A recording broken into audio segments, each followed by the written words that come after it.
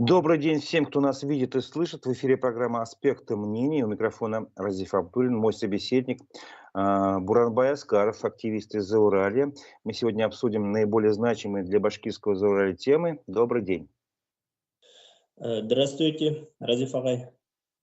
Напомню, Здравствуйте. что наша программа идет трансляция в Одноклассниках, ВКонтакте, а также на канале «Аспекты Башкортостана» в Ютубе. В Ютубе я прошу вас оставлять свои вопросы, комментарии, если вы хотите. Мы можем попробовать использовать эти комментарии и вопросы во время программы, если они будут касаться нашей темы. Вот. Напомню, Буранбай, что короткую предысторию, что мне известно, а потом попрошу тебя рассказать. Итак, 1 июля жители села Подольск Хайбинского района провели сход, протестуя против переселения из-за разработки Подольского медно-цинкового месторождения. В конце июля они записали видеообращение к Владимиру Путину, генпрокурору Краснову и руководителю Следственного комитета России Александру Бастрыкину. В обращении они попросили вмешаться в ситуацию и не допустить рейдерского захвата земель. Теперь идет доследственная проверка по его поручению. Теперь я уже прошу, Буранбай, тебе рассказать, почему в обращении идет речь именно о захвате земель, что беспокоит жителей села Подольск и почему они решили обратиться к руководству России. Вся проблема в том, что в 2019 году, в августе месяце, Радиф Артевич и глава республики Радиф Артевич Хабиров и генеральный директор УГМК Казицын объявили, точнее, о начинании разработки месторождения, Подольского месторождения. Того же года, 19 года, 30 декабря, Радиф Артевич сам лично со своими министрами, правительственными чиновниками приехал в село Подольск, встречался с населением Подольска и отвечал на волнующиеся вопросы. В связи с разработкой, объяснил людям, что в связи с разработкой придется перенести село Подольск. Тогда был разговор где-то около 2-3 часов длился. Сам лично обещал и требовал от чиновников, что во время переселения ни один житель не остался на стороне, и право на жилье, их права, закрепленные Конституцией Российской Федерации, статьи 40, право на жилище, не был нарушен.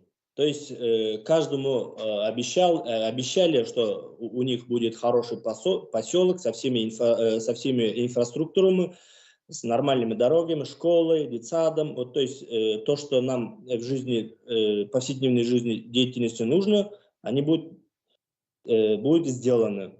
Но пройдя 3,5 года, мы не заметили этих действий. То, что поручение главы республики не выполняется соответствующим образом.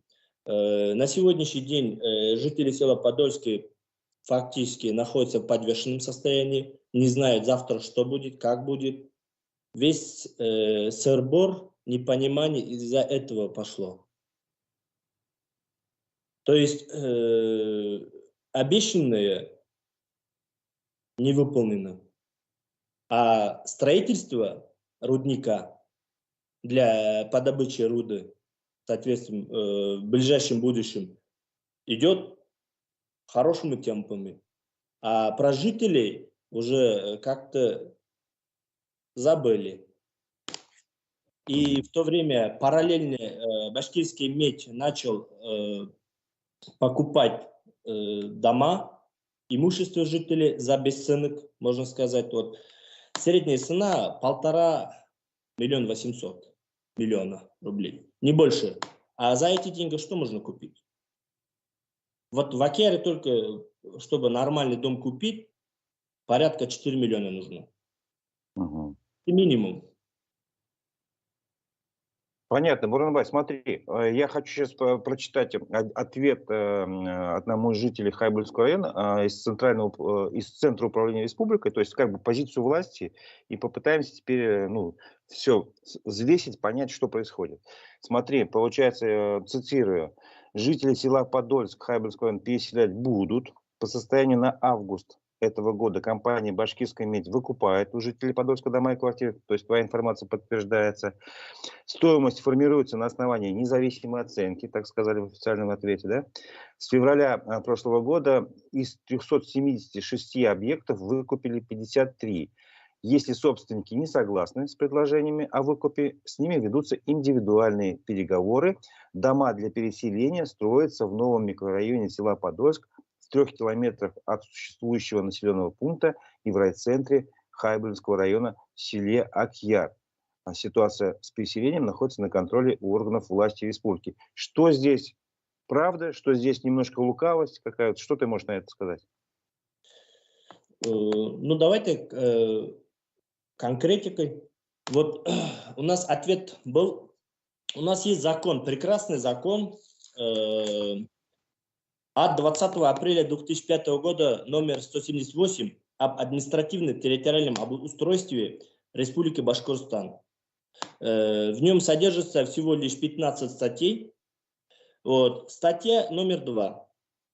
Часть 1. Территория Республики Башкортостан целостна, едина, неделима, неотчуждаема. Территория и границы Республики Башкортостан не могут быть изменены без ее согласия. На это сейчас я просто прокомментирую. Администрация района, первый заместитель Кутуев Ильмир Мажитович, от 13 июля 2023 года, 13 июля, пишет под номером 2444 номер письма. Строительство Подольского месторождения является частным проектом. В рамках инвестиционного проекта возникшие вопросы по переселению граждан, а не село, будет осуществляться за счет средств башкирской меди. То есть, получается, без согласия жители, без соответствующих законодательных актов просто жители отдают, что ли, получается. Ну смотри, я правильно понял, вам обещали сначала построить отдельное село на каком-то расстоянии, километров за 30, видимо, от Подольска существующего, и там всю инфраструктуру сделать. Это изначально, как жители поняли во время встречи с Хабировым, так? Сейчас вам предлагают совершенно другое. То есть жителям предлагают просто продать свои дома, квартиры, при этом по цене, за которую они могут купить только часть жилья, и люди будут оказаны на произвол судьбы брошены. То есть они не смогут купить на эти деньги квартиры там, в том же Акьяре. Да. Разиф Агай, порядок здесь, вот в этом законе все от и до написано. То есть должна была проводиться сход граждан об изменении границы. Это сход граждан является основным законом, так ведь, местного самоуправления. Вот, согласно статье 25, часть 1 федерального закона номер 131, сход граждан может проводиться по вопросам изменения границ. Они изменение границы сделали, организовали, но соответствующего схода граждан не было. В сторону, допустим, во время встречи с главой республики, жители села Подольск, спросили 6 километров возле деревни Сукрак. Раньше была деревня Сукрак, сейчас ее нету. Рядом с ним новый поселок просили построить. Там согласовали. Потом администрация каким-то путем, я не знаю каким путем, они изменили границу в сторону, наоборот, в сторону Вакьяра, там 2 километра южнее от села Подольска. Сход граждан, соответствующий сход граждан не было проведено. Потому что сход граждан проводится, и она утверждается депутатам районного совета, потом передается согласно по тому закону, который я упоминал, 178 об устройстве Республики Башкортостан, административно-территориального устройства.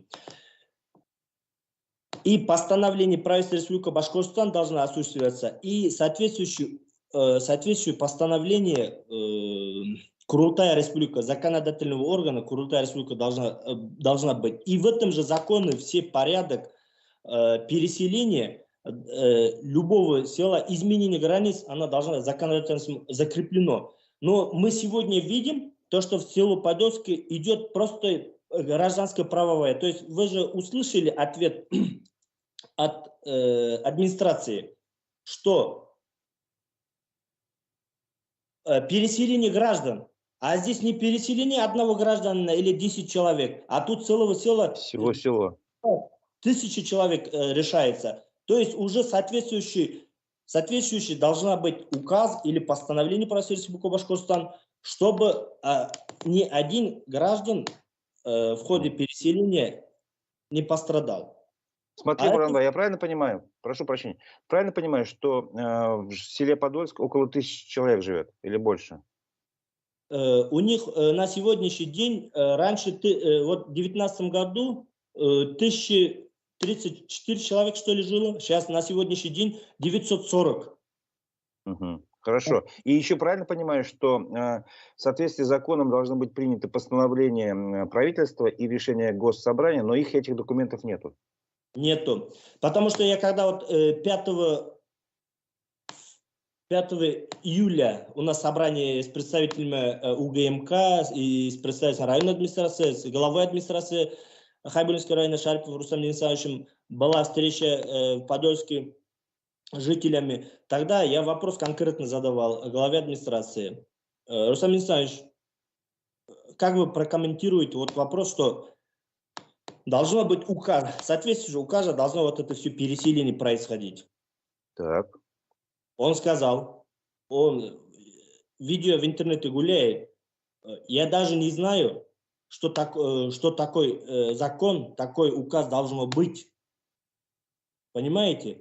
То есть, если вот готовились к переселению, у нас же должны же были опросить жителей, с каждым человеком надо работать. Мы когда вот одного семью переселять, когда мы дом покупаем, и сколько затраты, сколько вот документы надо делать, да, сколько нервов, бессонных ночей, можно сказать. А здесь целого села. Здесь же можно было бы спокойно, просто за 4 года можно было вот этот вопрос кардинально решить. Для этого много ума не надо, просто надо работать надо было. Что изначально, я сейчас думаю, изначально не стояла перед правительством Республики Башкортостан, ни главы Хайбулинского района стояла задача о том, чтобы осуществить все действия по закону. А здесь просто сделали так, процесс урбанизации никто не отменял, и поэтому они просто хотели, чтобы по гражданскому правовым отношениям, то есть вот каждому жителю, представителю УГМК подходит, у вас выкупаем землю, выкупаем имущество в таком же духе, но это противоречит закону, противоречит интересам жителей села Подольск. Угу. Поэтому Слушай, а еще вот такой момент. Еще вопрос есть. В видеообращении жители Подольска говорили, что им сообщили, что якобы в 2014 году было собрание, был сход, который все это согласовал. Это что за собрание, о чем идет речь? Можете пояснить? Было оно, не было его? В 2014 году, да, разговор шел про это, что мы же знаем, что перед любым разработкой месторождения рядом живущим людьми, гражданами проводятся публичные слушания.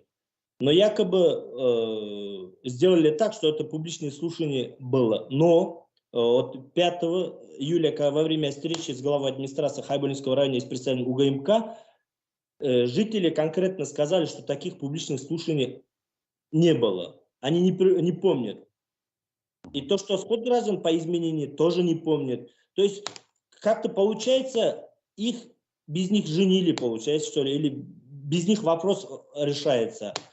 Но я объясняю то, что сегодня, пока они не продают свое имущество, у них право. А как только они продадут, там, наверное, уже потеряют. Поэтому мы вопрос поднимаем, чтобы весь вопрос касаемо переселения был законным, и ни один человек не пострадал. И самое интересное, они же, которые вот покупают, они же переезжают в другие местности и в ипотеку берут, долги, кредиты на 20, на 30 лет. Ну что же такое? Когда здесь на триллионы, на миллиарды лежит богатство, они там живут, хозяева, собственники, их просто так, я сейчас называю не переселение, а выселение жителей села Подольск.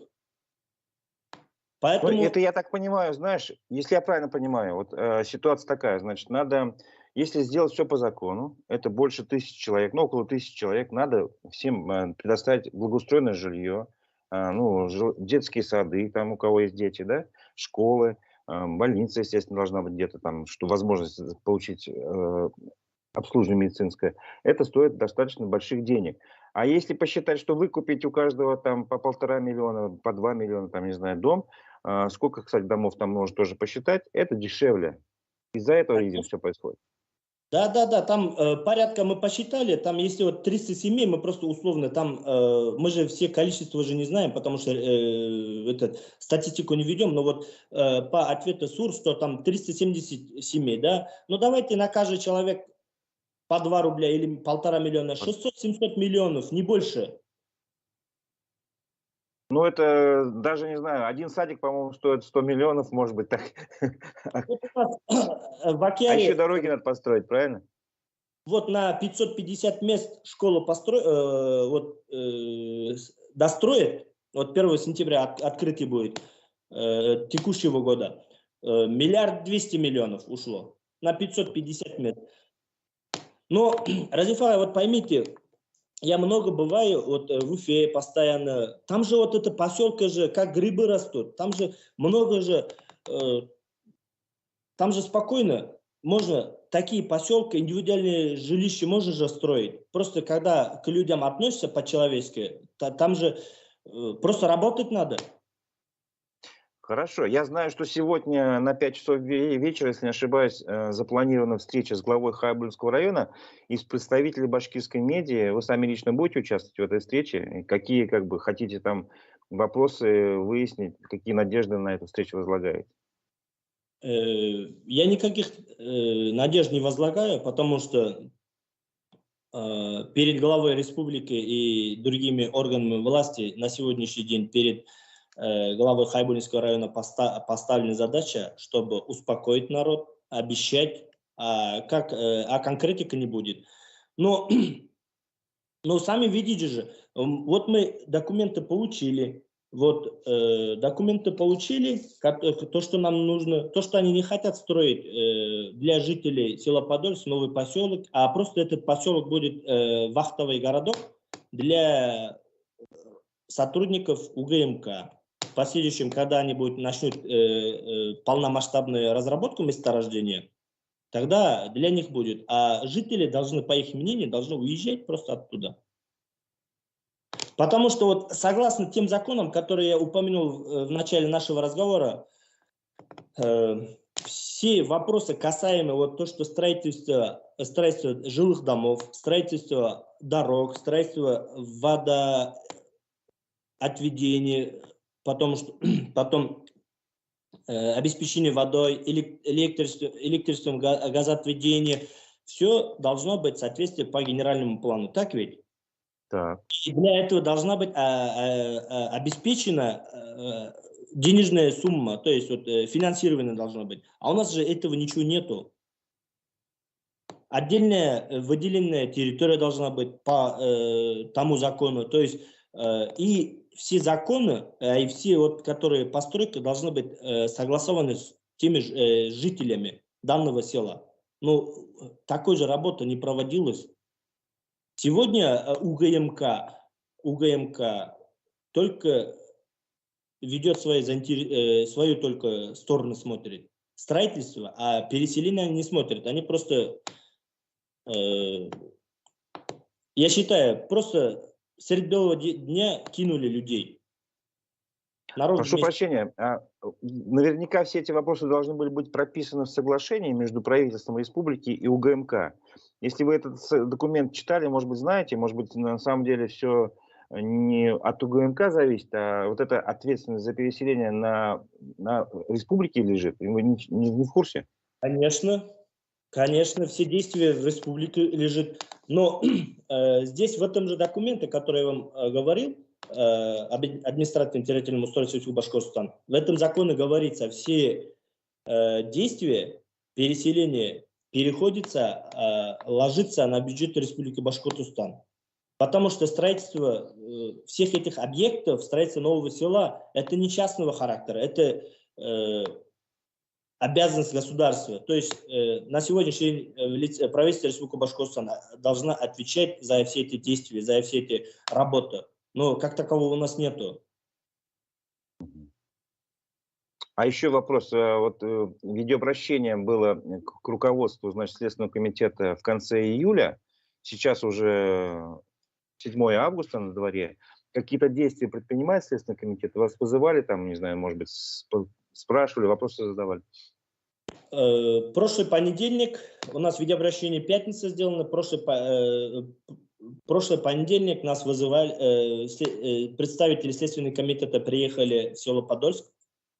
По особым, первый отдел занимается по особым важным вопросам по Республике Башкортостан, Следственного комитета. Ну, пока объяснительные взяли, как общественник, ими не опросили.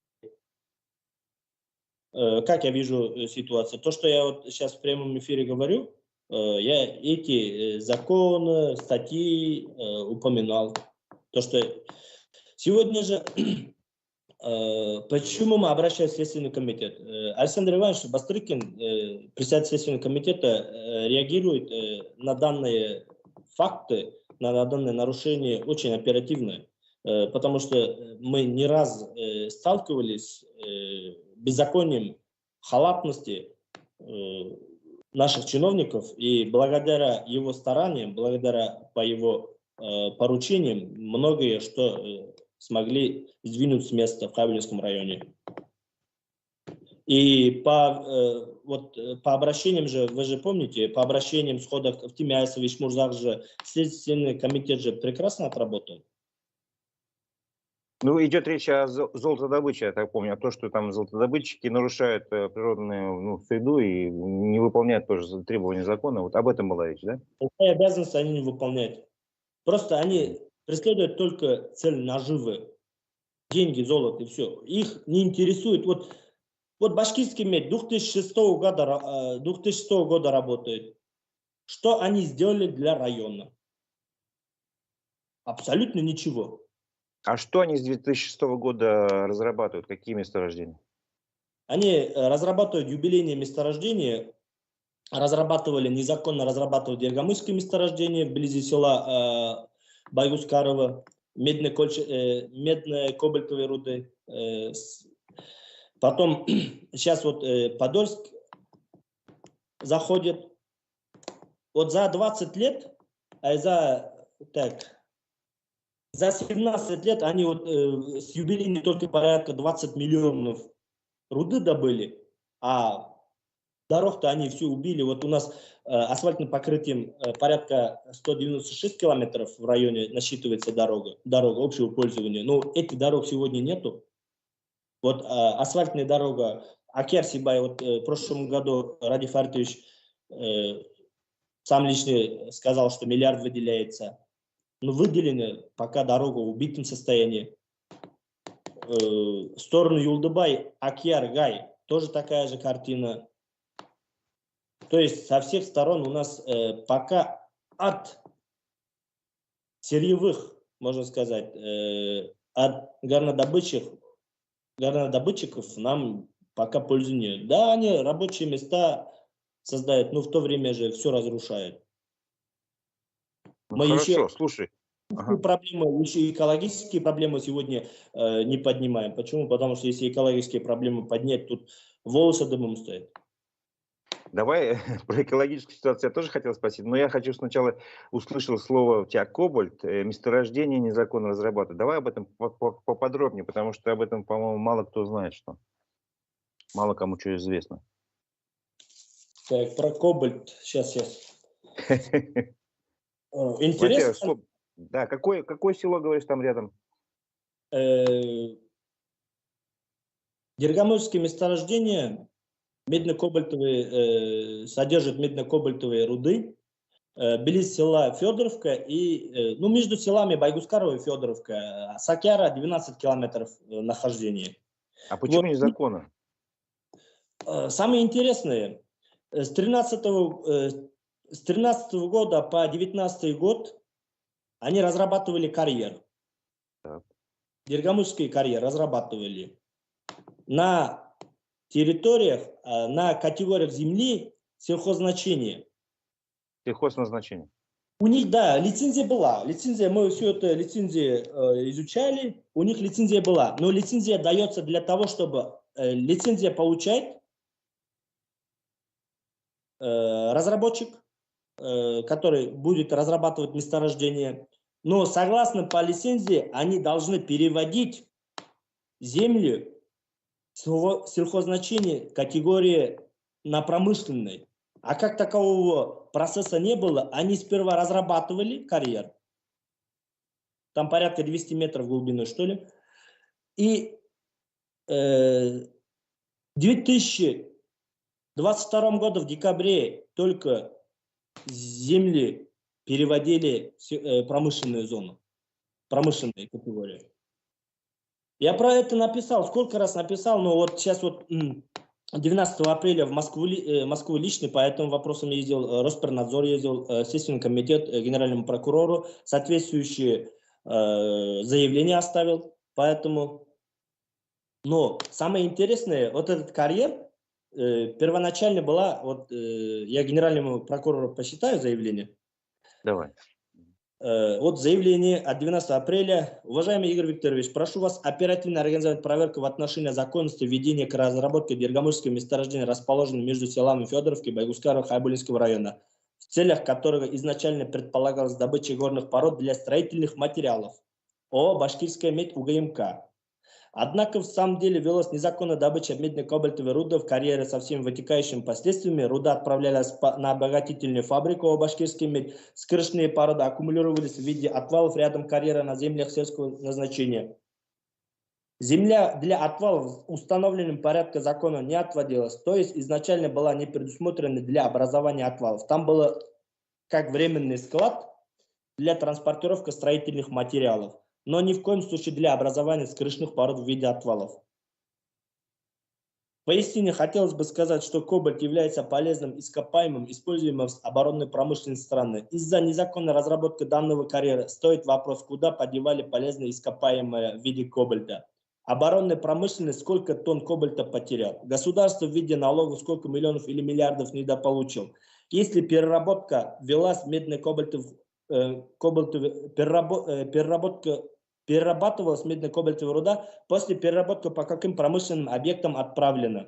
Ущерб данной незаконной разработки месторождения составит сколько миллиардов. Наносимый вред к окружающей среде на сколько миллиардов потянет. Кто возместит ущерб? Сегодня данный карьер находится в плачевном состоянии. Чаша карьера затоплена, борта карьера подлежат к воздействию атмосферных осадков, имеется место возгорания серы, а на отвалах кобальт проходит в реакцию с воздухом и загрязняет окружающую среду и наносит непоправимый вред не только экологии, также и в целом жителям Хайбулинского района. Рядом карьером находится Дергамольское водохранилище, чуть ниже Океарское водохранилище, обеспечивающее питьевой водой районного центра село Океар с 10-тысячным населением. Вокруг карьера защитного рва отсутствует. Впоследствии осадки, омывающие отвалы и карьер прямиком идет на реку и водохранилище. Исходя из вышеизложенного, прошу вас оперативно подключиться к данной проблеме и организовать проверку, выяснить все обстоятельства, происходящие вокруг данного месторождения. Учитывая масштаб серьезности данного вопроса, прошу вас взять ход проверок под личный контроль. Но мне пришло пока от прокуратуры Хайбулинского района отписка, но мы будем разбираться. Это только одна. Но если вот сегодня по моим информациям по этому информации должны работать уже военная прокуратура. Не только Следственный комитет и прокуратура в гражданском в отношениях, уже должна быть, работать военная прокуратура, куда дели Кобальт. Потому что она имеет оборонное значение, да? Да, это уже стратегический объект, который по факту она должна сегодня охраняться военизированной охраной, а там как такового нету, один охранник стоит и все. Интересная ситуация, очень интересная ситуация. Очень интересно, поэтому сегодня по воздействиям, не только по действиям УГМК уже должна не только республиканскому уровню, федеральному уровню уже вопрос надо поднять. Мы не против, да, надо разрабатывать, нужна вот это все, руда нужна, мы это не отрицаем, но она должна приносить не только олигархам добычу, Прибыль, да? пользу, а всем жителям. Вот если наш район взять, у нас медицины нету, дорог нету, в удручающем состоянии, производства тоже нету. Люди, отток населения очень большой. Сейчас, кстати, как у вас насчет безработицы, как и насчет трудоспособного населения? Сколько у вас там людей числится? У нас вот численность населения Хайбулинского района на сегодняшний день составляет 30 тысяч. Ну, там может быть 100 человек или 200 человек. Ну, мы округляем 30 тысяч. Из них 9 тысяч пенсионеры на сегодняшний день. 17 тысяч трудоспособного населения, но на сегодняшний день на территории Хайбулинского района в сельхозначениях, горнорудных промышленностях, в бюджетных сферах работает порядка 5 тысяч человек. Ну, 4 тысячи. А куда 12 тысяч делись остальные? А вот это мы не знаем. То есть они работают как бы за границами района там, или даже за границами Башкирии? Да, они на северах работают. Но в то время у нас вот в центре безработицы стоит порядка, может быть, 180 человек, не больше. Но в то время у нас процент безработицы составляет там 1-2%, не более. То есть я правильно понимаю, смотри, работы в районе как таковой мало, ее нету, безработных тоже мало, потому что все остальные, как бы, кто хочет работать, им нужно кормить семьи, они уехали куда-то там за пределы района и там зарабатывают деньги, находят себе возможность там зарабатывать. Они все зарабатывают. У нас народ уже сколько лет живет своими силами. Можно же все это организовать. Вот сельское хозяйство у нас можно спокойно, перерабатывающая промышленность в этом плане развивать можно, туристическая направленность, вот Янтышево, у нас определенные проекты есть, можно обеспечить людьми. Тут же, вот тех же горнодобытчиков можно взять, башкирский медь тоже вот, я же сколько лет уже требую отправить в Республику Башкортостан и главы республики сколько раз писал заявление, писал обращение, что нужно, допустим, с УГМК трехсторонний договор, что они ежегодно вкладываются несколько миллиардов, ну, 25%, можно сказать, на развитие Хайбулинского района. Почему нет? Мы все, просто у нас надо вкладывать деньги, мы эти найдем, куда направить, на какие проекты, это несложно. Ваш прогноз, как будет, прошу прощения, прогноз, как вообще будет, по-твоему, развиваться ситуация с переселением Подольска? Сможете защитить права граждан? Конечно же можем. У нас цель и задача стоит так, что не пострадал ни один житель данного села. Да, тяжело будет, я понимаю, потому что против нас работает вся властная структура, все деньги, большие деньги, денежные. Вот я же вам посчитал вот, по незаконному, там уже приходят отписки, но несмотря на это мы будем добиваться, что каждый житель села Подольска получит то, что ему гарантировано Конституцией Российской Федерации, право на жилище, на достойное жилище, и то, что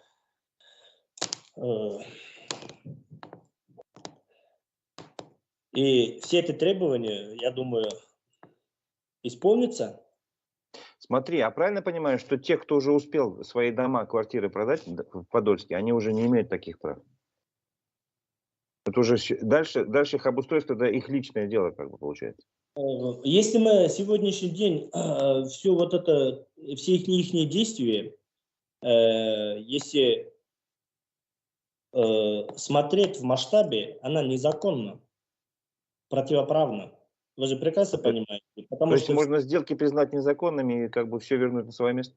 мы можем этого сделать, мы можем это сделать. Почему должны люди, за бесценок продав свои имущества, переехав куда-то, должны платить ипотеки, кредиты? На каком основании? Но у нас же правовое государство обязано защитить право жителей. Да, Я еще хотел бы задать такой вопрос. В эти дни, ну, жители Башкирии, по крайней мере, об этом прекрасно все помнят. Исполняется 3 года, как прошли события на Куштау, известные всем, я надеюсь, тебе тоже известны. Вот. И пример Куштау как-то вдохновляет вот, жителей Хайбельского района или нет? конечно, все прекрасно мы понимаем, но пример Куштау, я на стороне правовом решении, правовом поле решения данного задачи. Понимаете? А здесь, допустим, как на Куштау организовать это не проблема. Но этого не надо делать. Ну, конечно, конечно. Зачем доводить до такого силового столкновения? Это же, ну, смысл какой? Как такового не должно быть. Поэтому должно быть соответствующее постановление, соответствующие бюджеты для переселения и обговорив все действия, в каких домах они, что хотят жители данного села. Допустим, когда идет речь о триллионных получаемых потом в течение, допустим, 100 лет прибыли, почему бы там определенную часть сегодня не вложить? Но пускай это будет бюджет республики, допустим, половина бюджета республики выделяет, половина УГМК или полностью УГМК по соглашению. Это можно все это организовать. Просто все зависит от желания наших руководителей, по какой внутреннему голосу, допустим, они настойчивы, настроены, да, вот это хотел сказать. То А есть, как жители села Подольск настроены сейчас? Вот они хотят вот эти проводить, не знаю, судебные процессы там или просто постоянно обращать внимание на проблемы руководства республики, чтобы прислушались? Или есть такой разброд и шатание? Кто-то уже, я как слышал, 50 человек уже просто квартиры свои продали и уже все, наверное, может, даже уехали. каждый человек хочет жить в спокойствии, так ведь? Они фактически устали сегодня в таком состоянии, то что они не знают, что делать. Не знают фактически в подвешенном состоянии. У них вот, я с людьми разговариваю, постоянно разговариваю, и постоянно в контакте. Раз в неделю, допустим, мы встречаемся с людьми, мониторим. Сейчас вот опрос проводим.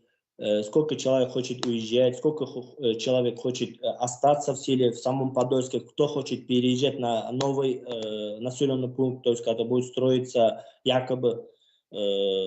Но большинство пенсионеров, взрослого поколения, никто не хочет оставить свои дома, не хочет уезжать в село Подольска. Молодежь, мы процесс урбанизации не можем остановить. Молодежь, да, тянется большие города, допустим, большие районные центры.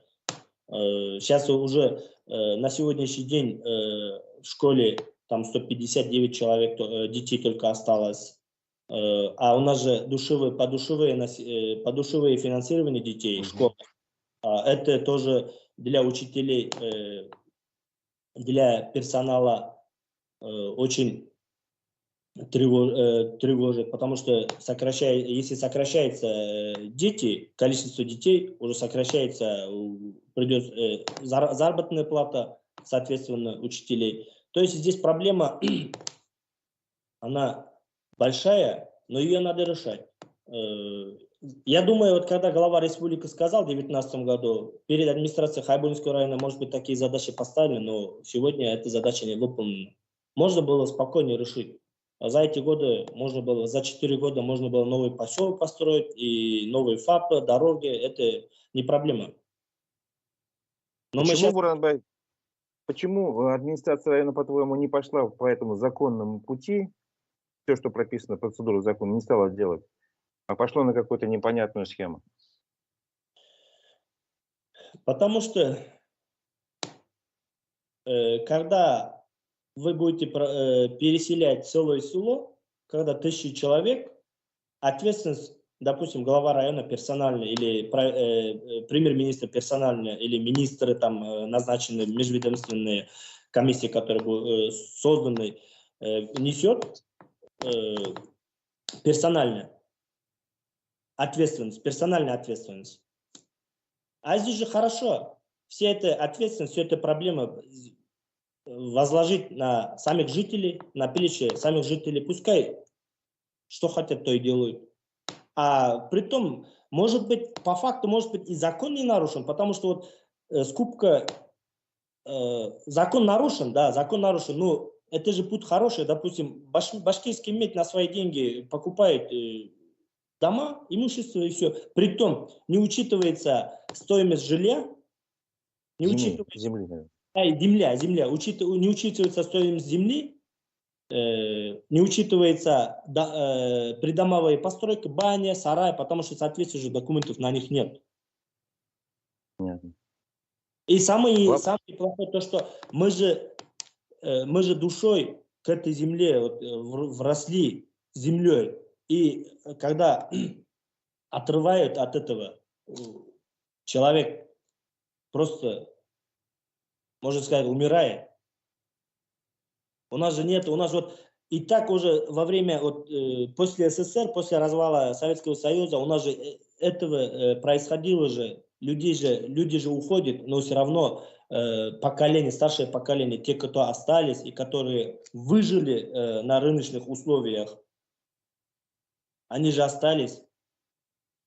Но сегодня, несмотря ни на что, ни на какие миллиарды, там триллионы, но надо, о людях надо думать. Это первостепенная задача должна быть государства. Поэтому, если нас не слышат, нам приходится так сделать, чтобы заставить правительство Башкортостана, что чиновников, что они действительно решили наш вопрос. Но без этого никак. Хорошо, у меня еще пару вопросов осталось последних, и на этом мы, наверное, закончим. Смотри, мы общались недавно с лидером движения «Антикроношпан», бывшим Павлом Ксенофонтом. 10 лет назад в Уфе происходило тоже что-то похожее. Люди там купили дома, рядом стали строить завод, и они были возмущены, что у них как бы нарушаются их права. Но потом, прошло 10 лет, мы анализировали, что происходило. Первый вывод он сделал. Во-первых, их движение стали пытаться раскалывать изнутри, какие-то раздоры вносить. И второй момент. У него не хватало тогда грамотных юристов. Если бы были грамотные юристы, они бы смогли быстрее, ну и лучше защитить права граждан вот в этом вопросе своем. Вопрос к тебе. У вас есть какая-то помощь или необходимость в такой юридической поддержке? Есть юристы грамотные? Да, есть. В этом плане. Мы сами тоже изучаем, потому что мы на этом же поле почти 8 лет. И как делать, что делать, мы знаем. У нас есть генеральная линия, мы будем выстраивать все наши действия по этой линии. Но когда есть цель, когда определенная цель, легче же добиваться успеха. Поэтому, я думаю, Разиф Агай, вопрос решится положительно. Конечно, будет провокация, и будет там определенные вот, раздорности. Но жители села Подольск, по факту им ничего терять. Уже то, что они потеряли, уже потеряли. А до Понятно. крайности не надо доводить людей. Надо решить законным путем. Поэтому то, что вот обращение делаем, обращение в федеральные органы, обращение президенту Российской Федерации Владимиру Владимировичу Путину, Следственный комитет, Генеральной прокуратуры, это же законные пути. Поэтому сегодня нужна общественный резонанс. Потом будет вопрос решаться. Вот тоже так же Куштау, что было? Там все горы отстояли, но сейчас тоже все разделились. Ну, это вопрос, наверное, как-то времени. Но самое главное, нам вопрос надо решить. Несмотря ни на что. Ну что ж, спасибо большое. Я надеюсь, я желаю вам удачи, как сказать, терпения, силы, уверенности, чтобы вы, права граждан села Подольск, правовым путем, законным путем отстояли. И будем следить, будем переживать за вас. Я напомню, что мой собеседник Буранбай Аскаров, активист из Зауралья, а у микрофона был Разиф Абдуллин. Это была программа «Аспекты мнений». Спасибо за участие в нашей программе. Разифа, спасибо вам. Всего доброго.